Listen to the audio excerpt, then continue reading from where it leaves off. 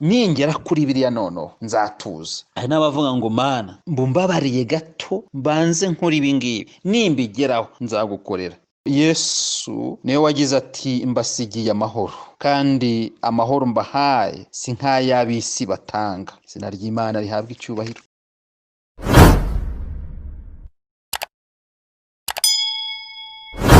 Bene data bakundwa, ndabasuhuje mu izina rya Yesu Kristo, umwami n'umukiza wacu. Mugire amahoro.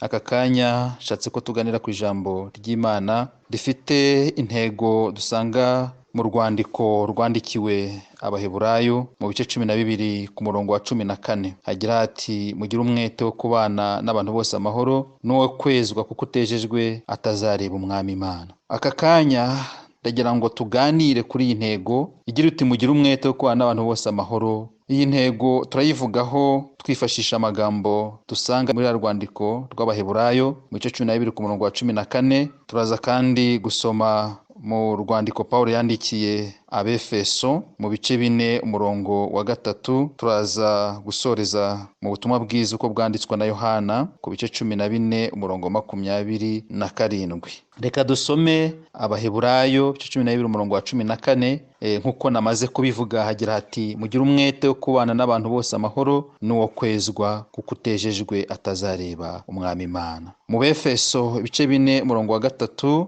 nanone turasanga amagambo agira ati mugire umwete wo gukomeresha ubumwe bw'umwuka umurunga w'amahoro. Izina ry'Imana rihabwa icyubahiro. Mu butumwa bwiza uko bwanditswe na Yohana ibice 14 ku murongo wa 27 hagira hati mbasigiye amahoro, amahoro yanjye ndayabahaye. Icyakora simba nk'uko ab'isi batanga, imitima yanyu ntihagarare kandi ntitinye. Imana ishimwe. Bene data bakundwa, nashatse ko tuganira kuri iki kintu bita amahoro. Mbere y'uko tujya mu nsanganyamatsiko yacu cyane, ndagira ngo tubanze turebe mbese amahoro ni iki. Twese ngira ngo amahoro twumva icyo ari cyo, ariko ndagira ngo nyavuge mu buryo bubiri. Uburyo bwa mbere nabusobanura mvuga ku mahoro agaragara inyuma, nabyita external peace. Hakaba nanone amahoro y'imbere indani. Dushobora no kuvuga nanone ni amahoro yo mu mutima, internal or inner peace, amahoro y'imbere mu mutima. Aya mahoro agaragara inyuma, aya mahoro y'inyuma mu yandi magambo nayita amahoro y'isi agaragara inyuma. Aya ni amahoro tubona iyo hatari intambara, iyo umuntu adahangayitse, tuvuge nta burwayi buhari, nta nzara, nta byorezo nk'iki turi kurwana nacyo muri iki cya COVID, n'ubwo hari n'ibindi, nta nzangano hagati y'abaturanyi, mu muryango, aho utuye mu gihugu, nta macakubiri y'uburyo butandukanye. Mbese umuntu afite umutuzo, afite umudendezo, aguwe neza. Aya mahoro kandi dukunze kuyavuga cyangwa tukavuga ko umuntu afite amahoro mu gihe adafite ubukene, aguwe neza, afite ibyo kurya bihagije, afite ibimutunze bihagije. Nubwo wenda ntawemera ko afite ibihagije, niko isi yubatse. Umuntu ntabwo na rimwe wamubona yabaye satisfait, yanyuzwe ngo avuge ngo ibi byo birampagije. Oya, duhora dushakisha, n'uwabibonye ntiyemera ko yabibonye, ahubwo duhorana inyota yo gushakisha. ni ku isi yubatse. Hari n'igihe umuntu avuga ngo ningera kuri biriya noneho nzatuza. Hari n'abavuga ngo mana mbumbabariye gato mbanze nkora ibi ngibi, nimbigeraho nzagukorera. Ndagira ngo guhakanire, ntabwo bishoboka. Nta gihe watega Imana cyo kwikorera. Ntabwo wava ngo reka mbanze ngire ubu butunzi, ngire ibi nindagiza nzayikora. Oya, uzagera kuri icyo gihe nanone ufite ibindi bintu ukeneye, kuko umuntu ntajya aba satisfait, ntajya anyurwa, niko byubatse. Ariko hari igihe ubona umuntu nibura afite ibimukwiye, afite ibyo kurya, afite aho kuba, afite imitungo, afite iterambere, bya bindi twebwe tubona tukabyita ubukire. Icyo rero nacyo ni ikimenyetso cy'amahoro aya ngaya y'inyuma ndimo ndavugaho. Munyemerere gato ngaruke kuri ya mahoro ya kabiri twabonye, ya mahoro yo mu buryo bwa kabiri, ya mahoro y'indani, ya mahoro y'imbere, ya mahoro yo mu mutima, the inner peace. Aya mahoro nyagarutseho ni amahoro nyine yo mu mutima, ni amahoro y'indani, ni amahoro atagaragara, ariko nanone ibyo akoresha bikagaragarira inyuma. Aya mahoro nayita nanone amahoro yo mu buryo bw'umwuka, spiritual peace. Ngira ngo Yesu niwe wagize ati mbasigiye amahoro, kandi amahoro mbahaye si nk'ay'ab'isi batanga. Izina ry'Imana rihabwa icyubahiro. Yavuze ati mbasigiye amahoro, kandi amahoro yanjye si nk'ay'ab'isi. Twabibonye mu butumwa bwiza uko bwanditswe na Yohana 14:27, aragira ati mbasigiye amahoro, amahoro yanjye ndayabahaye, icyakora simba nk'uko ab'isi batanga. Imitima yanyu ntihagarare kandi ntitinye. Izina ry'Imana rihabwa icyubahiro. Haleluya. Aya mahoro niyo ngira ngo tuganireho muri uyu mwanya. Ni amahoro atangwa na Yesu. Nta mwana w'umuntu ugiye atanga, nta mwana w'umuntu washobora gutanga ubu bwoko bw'amahoro. Nta butunzi bwayaguha, kuba intambara idahari ntibyaguhaye amahoro. Ndagira ngo batangarize ko ahubwo abantu batunze aya mahoro niyo haba mu ntambara bagumya kubona amahoro. Muri iyi ngino bavuze ngo ubwo umwami Yesu ankunda nda mahoro. Aravuga ngo naho haza ibyago byinshi nda mahoro. Aravuga ngo naho ndiho, naho napfa, nzi ko nkundwa n'umwami Yesu nda mahoro. Aya mahoro abantu bajya bayatunga atari uko batunze ibya mirenge. Aya mahoro abantu bajya bayatunga atari uko intambara zabuze, atari uko ibyerezo bitariho, ahubwo aya mahoro atangwa na Yesu nyine. Ni amahoro atandukanye namwe twavuze mbere, kuko ni amahoro atari nk'ay'ab'isi batanga. Izina ry'Imana rihabwa icyubahiro. Aya mahoro mvuga atangwa na Yesu, iyo tugiye kureba nko mu rwandiko rw'Abagalati 5:22, dusobanukirwa neza iby'aya mahoro. Ni amahoro yo mu buryo bw'umwuka. Aya mahoro burya ibikorwa cyangwa se imigirire, ibyo nakita spiritual practices, ibikorwa byo mu buryo bw'umwuka, imigirire yo mu buryo bw'umwuka, imyitwarire yo mu buryo bw'umwuka, cyangwa se imbuto z'umwuka. Reka tubivuge gutyo, tubihuze n'aya magambo yanditse mu Bagalatiya 5:22. Izo mbuto z'umwuka, ibyo bikorwa byo mu buryo bw'umwuka, izo spiritual practices burya ni ibimenyetso by'aya mahoro. Aya mahoro ubwayo y'imbere ni ibyo nyine biyagize. Reka dusome mu Bagalatiya nkuko namaze kubivuga 5:22, hagaragaza imbuto z'umwuka. Icya mbere bavuga hari imbuto zigera muri 7. Iya mbere ni urukundo. Aya mahoro y'imbere mu mutima agaragazwa n'urukundo. Ahantu hari urukundo nta kindi kirute, biterwa n'amahoro, ni ibyishimo. Icya gatatu bagarutse ku mahoro. Ibi byose tuvuga n'ubundi biragaruka ku mahoro. Ni amahoro, ni ukwihangana, ni ukugira neza, ni ingeso nziza, ni ugukiranuka. Iyi mikorere yo mu buryo bw'umwuka, izi mbuto zo mu buryo bw'umwuka, iyi myitwarire yo mu buryo bw'umwuka, navuga ngo ni ingaruka, ni resulta za ya mahoro yo mu mutima. Haleluya. Ni ingaruka za ya mahoro yo mu mutima. Aya mahoro yo mu mutima iyo uyafite urangwa n'urukundo, urangwa n'ibyishimo, uranga nyine n'amahoro. Haleluya. No kwihangana. Buri ibyo twihangana bene data, ibyo dukwiye kwihangana ni byinshi.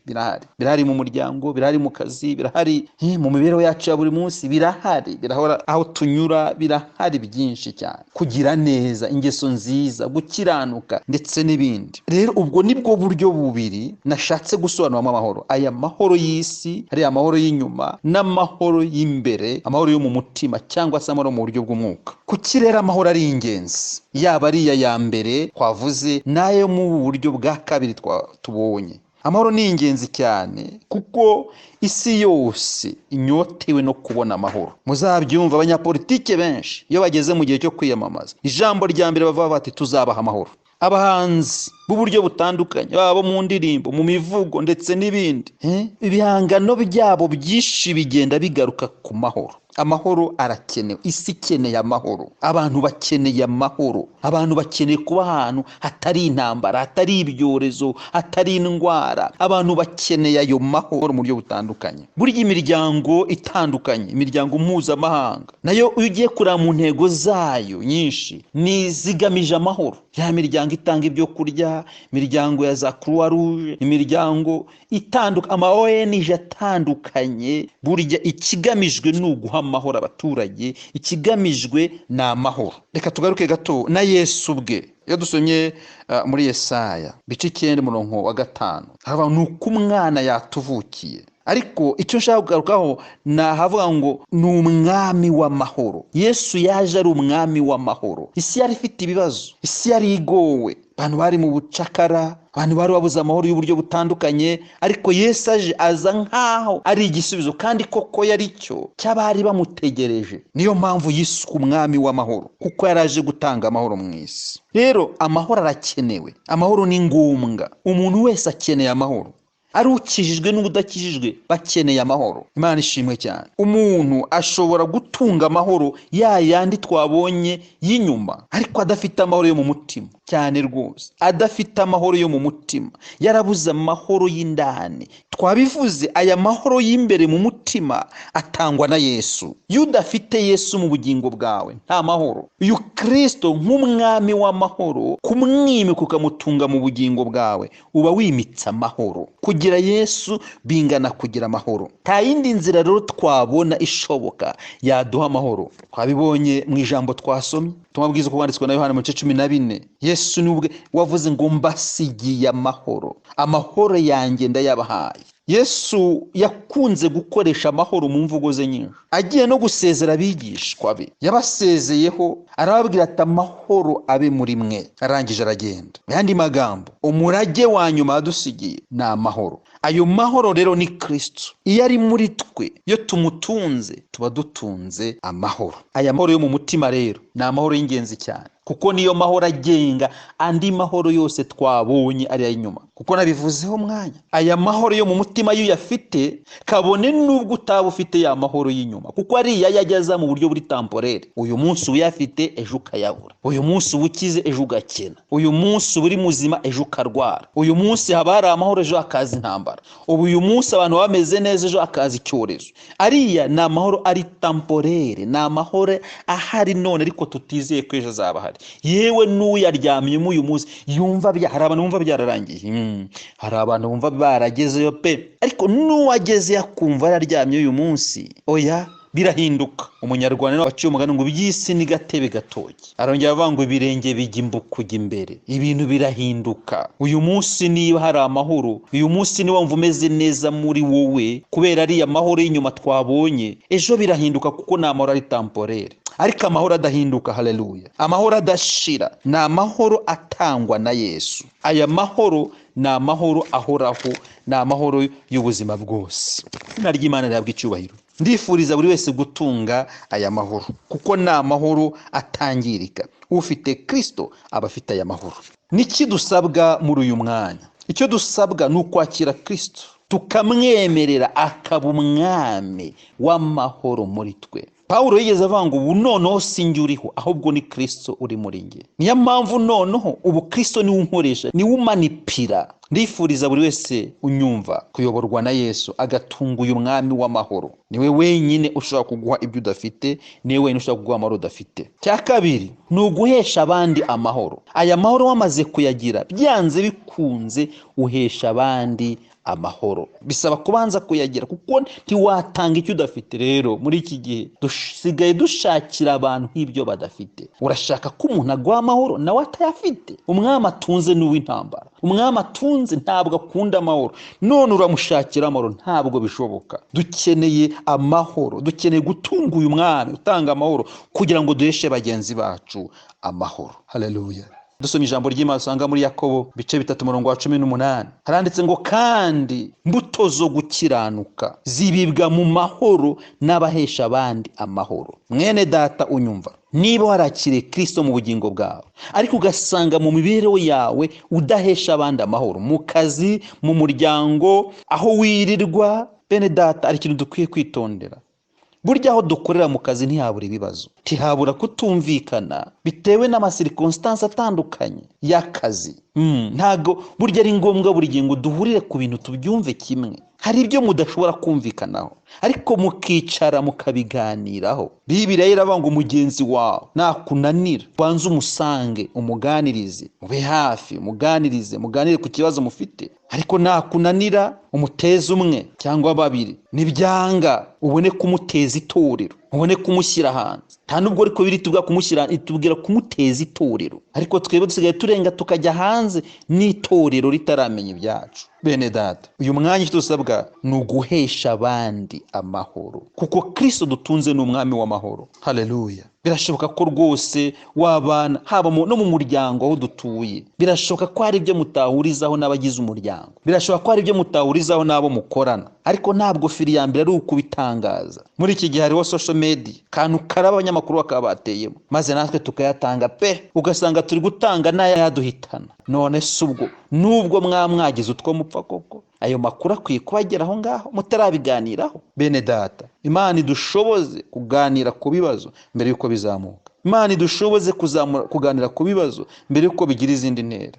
Abantu twicare tuganire. Uyu mwami w'amahoro dutunze nta kindi atumariye. Kimwe mu byo akwiye kutumarira ni ukubana n'abandi amahoro. Haleluya. Kandi imbuto zo gukiranuka zibibwa mu mahoro n'abahesha abandi amahoro. Jambo ry'Imana dusanga mu Waroma 12:18, niba bishoboka kurwanya uruhande, mubane n'abantu bose amahoro. Hano Pawulo yabivuze neza, niba bishoboka. Hari igihe bijya bigaragara ko bidashoboka, hari igihe ushakisha amahoro n'umuntu, ugashakisha aho mwahurira, ugakora byose, ugakora inzira zishoboka, ukamwegera, ugashaka bagenzi bawe mu buryo bw'umwuka mukabiganiraho, ukajya mu itorero mukabiga, ugashaka inzira zose zatuma mubana n'umuntu amahoro bikanga. Nibaza ko rero Pawulo yavuze ngo niba bishoboka, yarazi ko hari ahantu bitajya bishoboka, hari igihe bidashoboka. Koresha imbaraga zawe, amen, ugira uwo mwete wo gushaka kubana n'abantu amahoro. Niba bishoboka, mubane n'abantu bose amahoro. Bisaba gusengerwa, bisaba Kristo akakuyobora,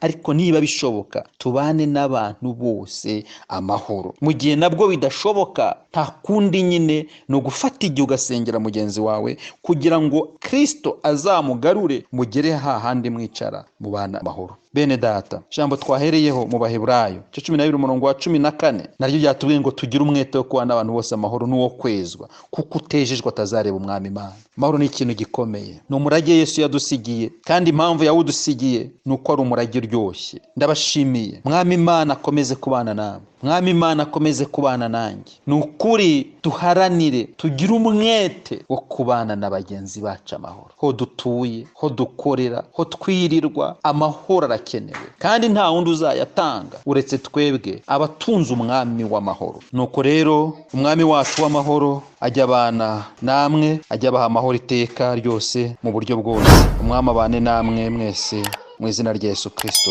Amen. Murakoze cyane. Mani bamugisha.